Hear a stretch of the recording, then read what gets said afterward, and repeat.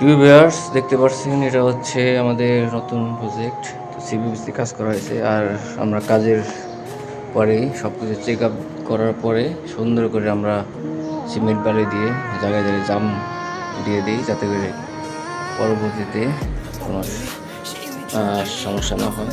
যেমন অনেক জায়গায় অনেকে কাজ করে কিছু ভুল করে, যেমন যেমন এটিটা আছে, দেখতে পাচ্ছেন এটার পিছনে মানে সিমেন্ট দেওয়া হয় না, যার কারণে পরবর্তীতে ইনকেস কোনো কল বা কোনো শাওয়ার ইনকেস রিফারিং করতে হয়, তো খুলতে গেলে তখন নাড়াচাড়া করলে তখন এখানে একটা মানে একদম ইজিলি হয়ে যায়, নরম হয়ে যায়, যার জন্যে সিমেন্ট দিয়ে দিলে অনেক ভালো হয়,